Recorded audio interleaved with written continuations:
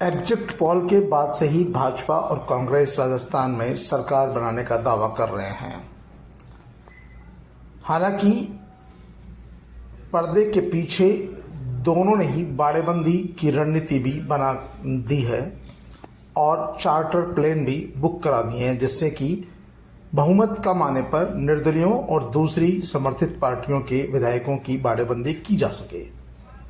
लेकिन ये क्या, भारतीय जनता पार्टी ने राजस्थान में सरकार बनाने का जिम्मा पार्टी के प्रदेश अध्यक्ष सीपी जोशी और राजस्थान के प्रभारी अरुण सिंह को सौंप दी है। यानी एक बार फिर पूर्व मुख्यमंत्री वसुंधरा राजे को दरकिनार कर दिया गया है, जबकि पूर्व मुख्यमंत्री वसुंधरा राजे सरकार बनाने के लिए अभी से जोड़ तोड़ में जुड़ गई है और उन्होंने कई निर्दलीय उम्मीदवारों से बातचीत की है, पार्टी के बागी उम्मीदवारों से बातचीत की है और पार्टी के बागी उम्मीदवारों ने वसुंधरा राजे को इस बात का भरोसा भी दिलाया है कि वो चुनाव जीतने के बाद सर्टिफिकेट लेकर सीधे जयपुर उनके पास पहुंचेंगे। इसके बावजूद भारतीय जनता पार्टी बहुत बड़ी कहीं न कहीं गलती दोहरा रही है और भारतीय जनता पार्टी ने एक बार फिर से राजस्थान में पूर्व मुख्यमंत्री वसुंधरा राजे को अलग थलग करने का निर्णय लिया है, जिसके अनुसार राजस्थान में पार्टी में मुख्य रणनीतिकार सीपी जोशी जो पार्टी के प्रदेश अध्यक्ष है और अरुण सिंह जो पार्टी के प्रदेश प्रभारी है, उनको जिम्मेदारी दी है। वसुंधरा राजे को ये जिम्मेदारी नहीं दी है। जब से ये जानकारी बीजेपी के लोगों को लगी है, वहां थोड़ी निराशा है। हालांकि फलोदी का सट्टा बाजार और एग्जिट पोल राजस्थान में भारतीय जनता पार्टी की सरकार बनने का दावा कर रहे हैं और यही कारण है कि पार्टी के राष्ट्रीय नेतृत्व ने भाजपा के प्रदेश अध्यक्ष सीपी जोशी और प्रदेश प्रभारी अरुण सिंह को जिम्मेदारी दी है। लेकिन दूसरी ओर वसुंधरा राजे राज्यपाल कलराज मिश्र से मुलाकात की है। वसुंधरा राजे मुख्यमंत्री की दौड़ में सबसे आगे है। वसुंधरा राजे ने लगातार उन तमाम निर्दलीय विधायकों से भी संपर्क करने की कोशिश की है जो चुनाव जीतने की स्थिति में हैं। साथ ही पार्टी के बागी उम्मीदवार जिन्हें पार्टी ने टिकट नहीं दिया लेकिन फिर भी वो चुनाव जीतने की स्थिति में, उनसे भी संपर्क साधा है। चाहे वो जीवाराम चौधरी हो, चाहे चंद्रभान आक्या हो या फिर दूसरे अन्य कोई उम्मीदवार जो चुनाव जीतने की स्थिति में है, उन्होंने वसुंधरा राजे से सीधा कहा कि वो चुनाव जीतने के बाद सर्टिफिकेट लेकर ही जयपुर आएंगे। हालांकि पार्टी ने वसुंधरा राजे को किसी तरह का संकेत नहीं दिए, लेकिन मुख्यमंत्री रही वसुंधरा राजे अभी भी मुख्यमंत्री पद की दौड़ में सबसे आगे है और लगातार मंदिरों के दर्शन कर रही है। पूर्व मुख्यमंत्री वसुंधरा राजे गणेश जी के मंदिर पहुंची, उन्होंने गणेश जी के मंदिर में पूजा अर्चना की। पुष्य नक्षत्र में विशेष पूजा अर्चना हुई। जयपुर मोतीडूंगरी गणेश मंदिर के महंत कैलाश शर्मा और अन्य पंडितों ने उनकी पूजा अर्चना कराई। यहाँ गणेश जी का पंचामृत से स्नान करवाया और पूजा अर्चना कर आशीर्वाद लिया। वसुंधरा राजे इसके बाद सीधे मेहंदीपुर के बालाजी पहुंची और मेहंदीपुर के बालाजी में भी वहां के महंत और परिवार ने उनको बालाजी की पूजा अर्चना कराई। महंत जी ने उनको शाल दुपट्टा ओढ़ाया, आशीर्वाद दिया। माना जा रहा है कि वसुंधरा राजे क्योंकि भगवान में बहुत ज्यादा आस्था रखती है तो सभी प्रमुख धार्मिक स्थलों के दर्शन कर रही है और उन्हें भरोसा है कि भले ही पार्टी आलाकमान उन्हें दरकिनार कर रहा हो, नजरअंदाज कर रहा हो, लेकिन ईश्वर उन्हें एक बार फिर से राजस्थान की कमान जरूर सौंपेंगे और वो इसी उम्मीद में तमाम प्रमुख देव दर्शन करने पर निकली हुए, तमाम स्थानों पर यात्रा के लिए निकली हुई। इस दौरान बीजेपी के जो कार्यकर्ता है, नेता है, वो भी वसुंधरा राजे का जगह जगह स्वागत कर रहे हैं। सबको इंतजार है 3 दिसंबर को आने वाले चुनावी नतीजों का, लेकिन इस दौड़ में भारतीय जनता पार्टी की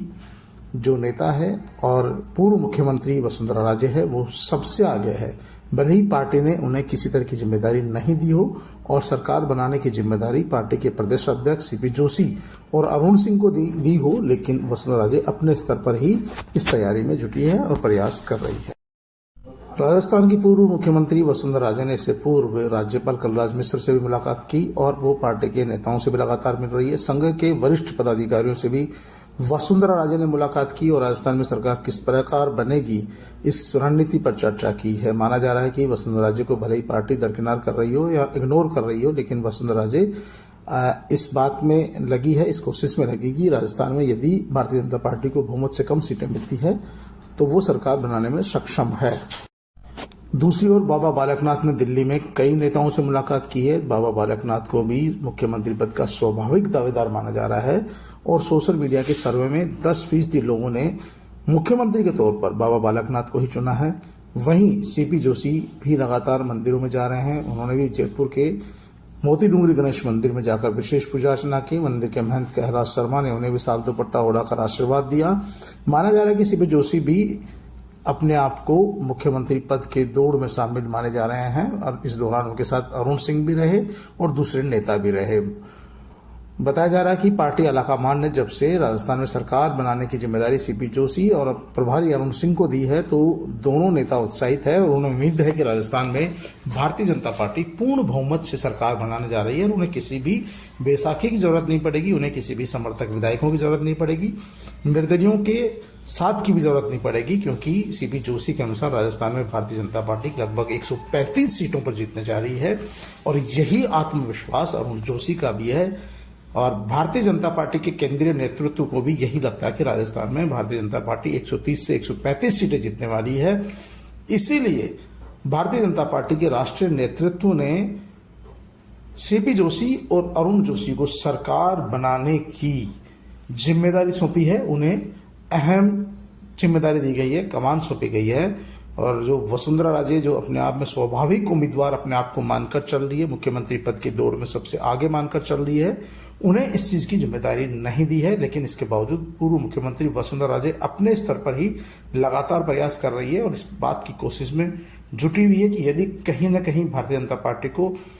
बहुमत नहीं मिलता है और उन्हें निर्दलियों की सहायता पड़ती है या बागी उम्मीदवारों की जरूरत पड़ती है तो वे तमाम निर्दलीय और बागी उम्मीदवार सब वसुंधरा राजे के समर्थन में आ खड़े होंगे और तब वसुंधरा राजे को भारतीय जनता पार्टी मजबूरन आगे करेगी और वसुंधरा राजे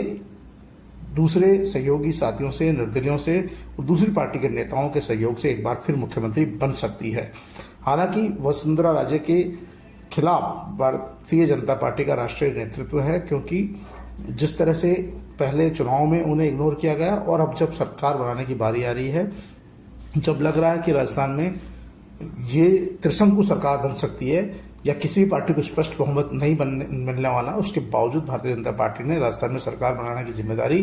पूर्व मुख्यमंत्री वसुंधरा राजे को नहीं देकर पार्टी के प्रदेश अध्यक्ष सीपी जोशी और पार्टी के प्रदेश प्रभारी अरुण सिंह को सौंपी है। इससे जाहिर होता है कि भारतीय जनता पार्टी की मंशा क्या है और भारतीय जनता पार्टी के राष्ट्रीय स्तर के नेताओं के मन में क्या चल रहा है। लेकिन वसुंधरा राजे इससे भी हार मानने वाले नहीं है और वो लगातार एक योद्धा की तरह काम कर रही है और राजस्थान में उन्होंने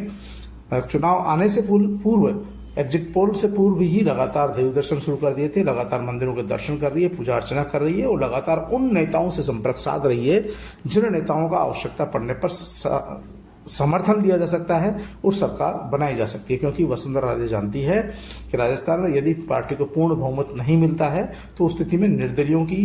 निर्दलियों और दूसरी पार्टी के नेताओं का सहयोग कैसे लिया जाए, उनको कैसे साधा जाए, उनका सहयोग लेकर कैसे सरकार बनाई जाए, ये तमाम बातों को देखकर ही वसुंधरा राजे काफी एक्टिव और सक्रिय है और पार्टी के निर्देश के बावजूद भी वो खुद अपने स्तर पर ये तमाम तरह के प्रयास कर रही है। बताया जा रहा है कि भारतीय जनता पार्टी के राष्ट्रीय नेतृत्व ने 2 चार्टर प्लेन बुक किए हैं, कई रिसोर्ट और होटलें बुक की है जिससे बीजेपी के विधायकों की बाड़ेबंदी की जा सके। राष्ट्रीय स्तर के कई नेता जयपुर पहुंच चुके हैं और राष्ट्रीय स्तर के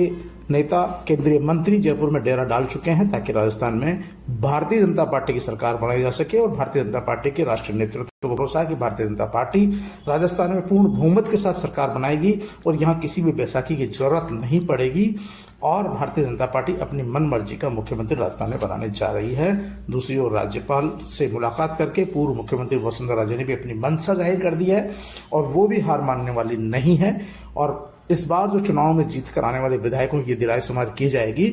तो उसमें आधे से ज्यादा विधायक वसुंधरा राजे को पसंद करने वाले होंगे, वसुंधरा राजे के समर्थक होंगे और पार्टी को यदि बहुमत नहीं मिलता है तो ऐसी स्थिति में वसुंधरा राजे जो निर्दलीय विधायक है, दूसरी पार्टियों के जो समर्थित विधायक है, उनके समर्थन से भी मुख्यमंत्री पद की दावेदारी करेगी और वो मुख्यमंत्री पद पर अपना दावा जरूर ठोकेगी, ये मानकर चल रहे हैं। और वसुंधरा राजे के समर्थकों का भी कहना है कि यदि पार्टी को किसी भी तरह से स्पष्ट बहुमत नहीं मिलता है तो वसुंधरा राजे अपना दावा जरूर ठोकेगी और वसुंधरा राजे मुख्यमंत्री पद की सबसे मजबूत दावेदार है भारतीय जनता पार्टी की ओर से। भले ही पार्टी उन्हें कमतर आंक रही हो, कमजोर आंक रही हो, लेकिन हकीकत यह है कि जो राजस्थान में भारतीय जनता पार्टी के विधायक जीत कर आएंगे उनमें से आधे से ज्यादा वसुंधरा राजे के समर्थक है, और जो निर्दलीय और बागी जीत कर आ रहे हैं उनमें भी बहुत सारे लोग वसुंधरा राजे के समर्थक है। ऐसी स्थिति में वसुंधरा राजे को भरोसा है कि यदि कहीं न कहीं अगर भारतीय जनता पार्टी को बहुमत से दूर रहती है तो वो अपने समर्थकों के साथ सरकार बनाने में कामयाब होगी, भले ही पार्टी उन्हें इग्नोर कर रही है।